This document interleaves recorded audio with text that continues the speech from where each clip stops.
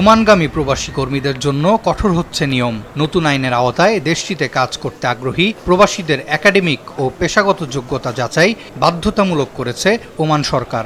এর মাধ্যমে শ্রমবাজার নিয়ন্ত্রণ, ভুয়া সনদ প্রতিরোধ এবং কর্মীদের দক্ষতা উন্নয়ন নিশ্চিত করতে চায় কর্তৃপক্ষ।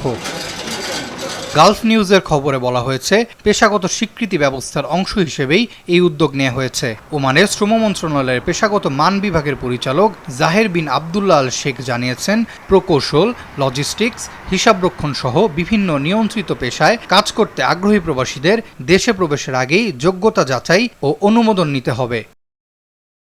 নতুন ব্যবস্থায় সংশ্লিষ্ট খাতভিত্তিক স্বীকৃত স্কিলস ইউনিটের মাধ্যমে কর্মীদের শিক্ষাগত ও পেশাগত সনদ মূল্যায়ন করা হবে। যাচাই শেষে অনুমোদন পেলে কর্মীকে দেওয়া হবে ওয়ার্ক প্র্যাকটিস লাইসেন্স।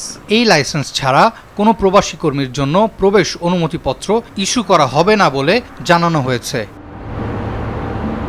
শ্রম মন্ত্রণালয় জানিয়েছে, সম্প্রতি পেশাগত শ্রেণীকরণ সনদ ও ওয়ার্ক প্র্যাকটিস লাইসেন্স জাল করার একাধিক ঘটনা শনাক্ত হয়েছে, যা ওমানের আইনের সরাসরি লঙ্ঘন। এক্ষেত্রে কর্মী ও নিয়োগকারী প্রতিষ্ঠান উভয় পক্ষই কেবল অনুমোদিত সংস্থা থেকে লাইসেন্স গ্রহণ এবং তার সত্যতা যাচাইয়ের জন্য দায়বদ্ধ থাকবে।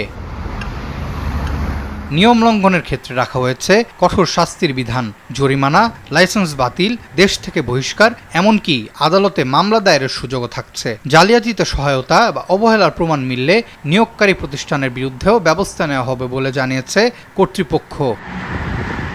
আরাফাত ইয়াসার, RTV।